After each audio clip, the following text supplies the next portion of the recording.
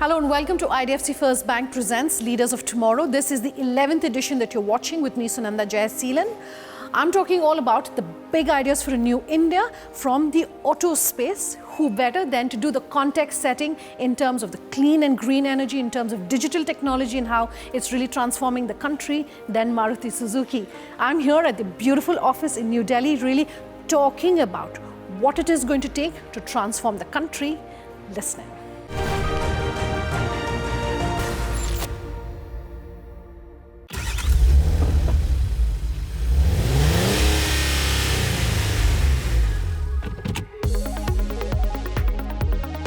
India's automotive sector is a significant contributor to the country's economy, accounting for almost 7% of India's GDP.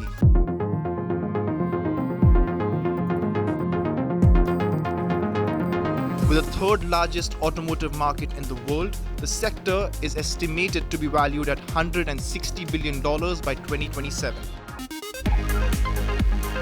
With technological advancements ensuring shorter timelines for car manufacturers from design to product, the sector is expected to continue its growth trajectory in the coming years, fueled by rising demand and the ongoing transformation towards electric vehicles.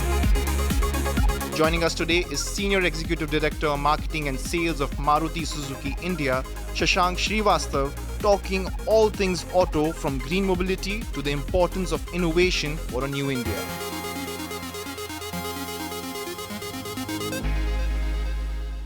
Thank you so much for speaking with us here on the Leaders of Tomorrow, talking about the big ideas for New India. And I think it's very appropriate that we're starting with the Maruti 800 in the background. And first and foremost, I want to pick up on a sentence that you told me, that a car these days is data on wheels, and not just wheels on data. It used to be wheels on data. Wheels with data. Wheels with data, but now it is data on wheels. Data on wheels. What do you mean by that, sir?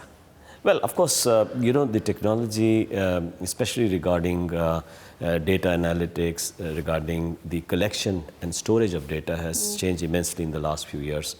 And it has affected most industries. In auto industry also, it has transformed the way people are looking at cars. We are not just talking about products now. We are talking about mobility as a solution for consumers. So, and that is all enabled by the fact that we have the capability and the technology to collect and store a lot of data and analyze it so that we can use it for a very good consumer experience. In fact, we are also with this technology able to do personalization in terms of communication with consumers, and also in terms of marketing efforts, whether it is to cross-sell or upsell. So it makes for a very great consumer experience. Okay, and that brings me really to my second point, and I will talk about EV because I think EV is, such a vast topic in itself. But I want to also talk about technology and digital and really continue that point forward. It is, like you're saying, it's a huge area of opportunity for entrepreneurs, whether we're talking AI, whether we're talking machine learning. But if you could pinpoint as that big idea, 2 or 3 things that you feel are going to be massive opportunity for entrepreneurs, what would you say it is? Of course, there are a huge number of opportunities. But if you talk of from a viewpoint of cars alone, I think the move towards green mobility is a very big opportunity. So you don't have to, if you don't have to be resting on legacy.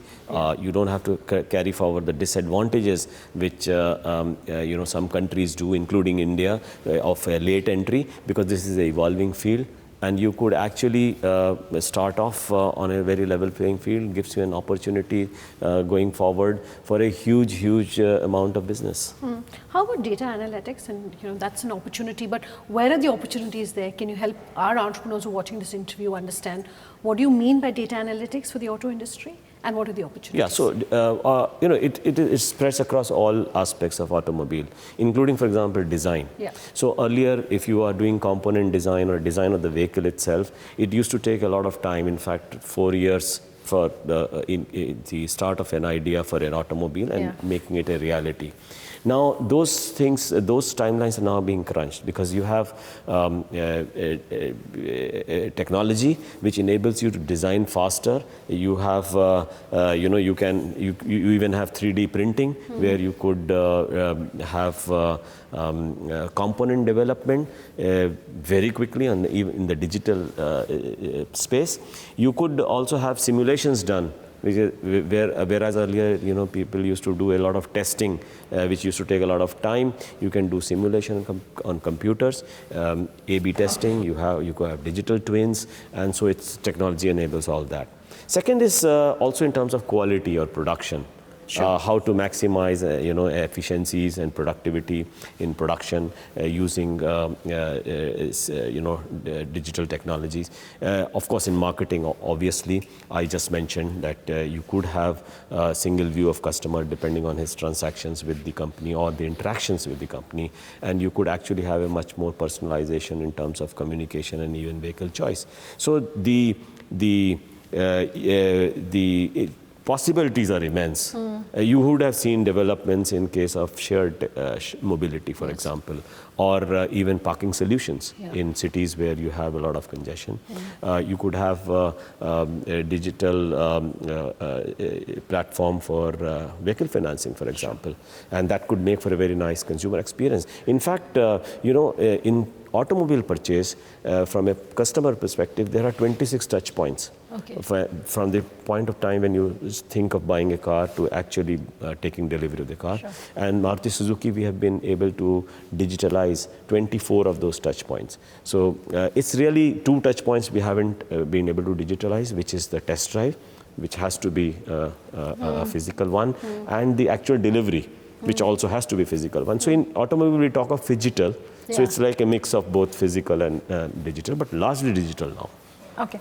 I was reading a previous interview that Mr. Bhargava had done where he said EV is not the only solution to the many problems that the auto industry is facing. So what are some of those solutions? I know we've been speaking about it, but 2 or 3 of the solutions that you think will change so I mentioned about green mobility, and that's a great space. And it's also being encouraged by all governments across the world because the COP26 has said that we should look at carbon neutrality by 2050.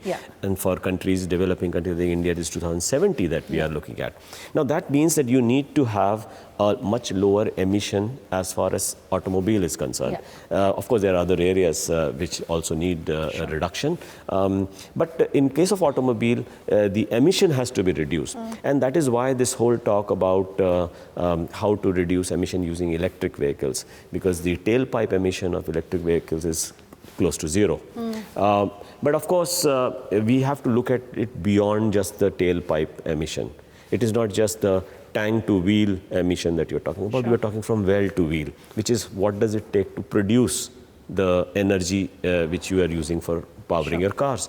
For example, if it is fossil fuel, the energy or the overall emission which happens has to be taken into account. Electricity, if you produce largely from coal, for example, is not as clean. Even if the vehicle is clean, the production of the energy itself may not be clean.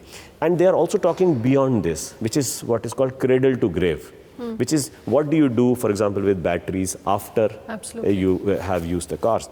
So we have to look at the whole spectrum, and it is now the consensus that it is a mix of technologies which are going to help reduce emissions. And that's what Maruti Suzuki is following. We have strong hybrids, which sort of are a mix of battery powered and gasoline powered. And you don't have the range anxiety because you don't have to have a separate charging infrastructure for it. So that's a good solution. We have such clean fuels like CNG. We have biogas. We have hydrogen technology, for example. So all possibilities exist. And I think when it comes to the emission reduction, we can look at the automobile industry is looking at technology agnostic solutions, which means you can have have And multiple Maruti is a big technology. believer in that. Yes, and we are a big believer in that. Recently, we had the Grand Vitara, a strong hybrid vehicle, and it's doing fantastically well. It is a large SUV, but it still gives you about 27, 28 kilometers to the liter. Sure. So that obviously means it's a much lower polluting, and the emissions, in terms of emission, it's got a great fuel efficiency. Sure. We are promoting CNG also. I mean, 20% of our sales now come from CNG. So I think going forward, we are talking of electrification before it is electric. So the steps towards electric, and there is a consensus in the industry that maybe electric vehicles will become mainstream. But when they will become mainstream is not, there is no consensus. Sure. So it's a question not of whether, it's a question of when. Okay. And I think the projections currently are that by 2030, about 17 to 20% of the Indian car market will be EVs. Okay. But then the other 80% or 83% will be a mix of the other technologies I just spoke about. Okay. How big an opportunity is hybrid going to be? Hybrid is, I think, a great opportunity, because remember, one of the constraints of EV not gaining large acceptance today, it's just 1% of the market. Sure. Last year, we sold 21,000 cars in the industry in a total 31 lakh sale of passenger vehicles. So it's still small, and the basic constraints seem to be two. One is the cost of acquisition of EVs is very large, and also that the charging infrastructure in our country is not so well developed. Sure. So in the case of hybrids, the charging infrastructure is not really required, because it's the regenerative energy of the brakes is being used for charging the batteries, which powers the vehicle, and that's why the great fuel efficiency. So I think till the time we have that charging infrastructure built in, till the time we are able to localize and reduce the battery cost, and therefore the cost of acquisition of EVs, I believe hybrid is a really good option going forward. Okay. Let's slip into a short break on that note. Much more on the other side. Just stay tuned.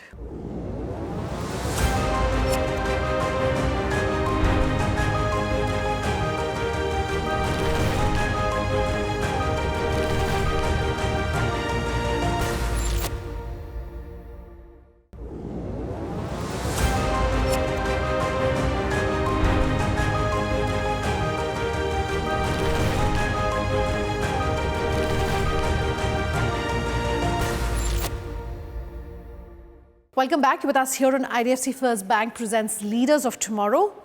You're watching a big exclusive with Maruti Suzuki on the auto space.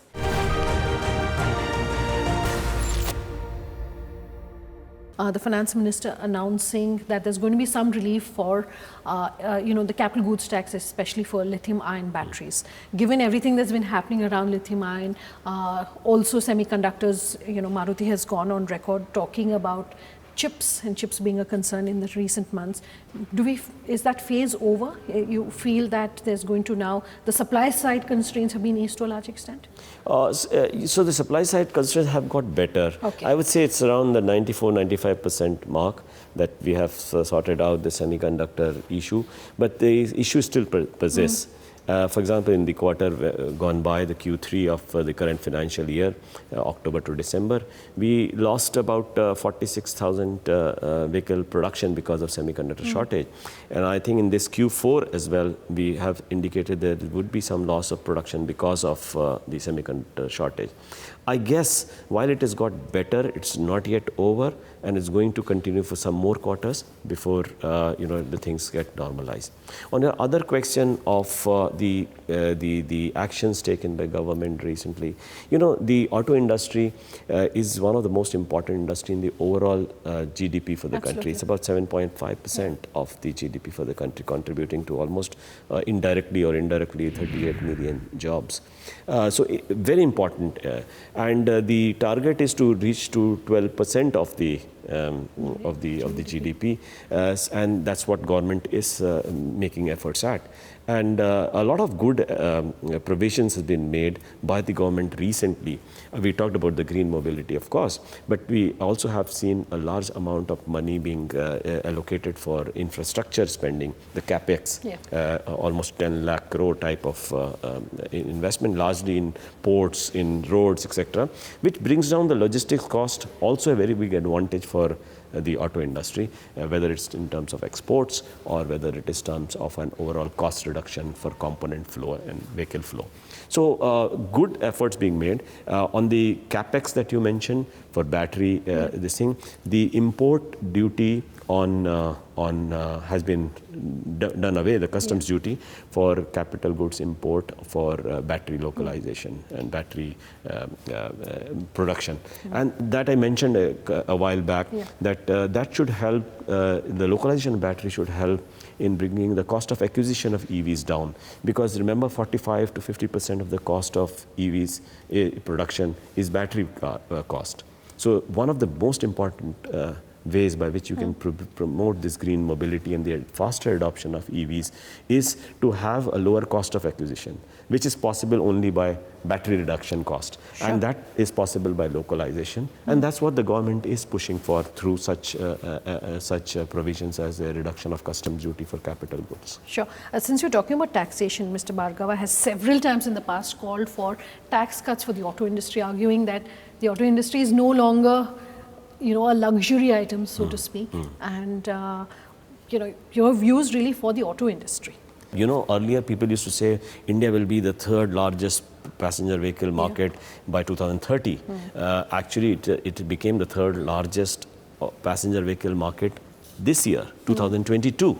So you can imagine how quickly India has progressed. So automobile exports are also good, including component exports. So in that sense, we have progressed very well in automobile. However, I think if you look at the taxation part, the taxes on automobile in India are on the higher side when you compare with, let's say, a Europe or a Japan or other countries. So I think that is what Mr. Bhargav was referring to.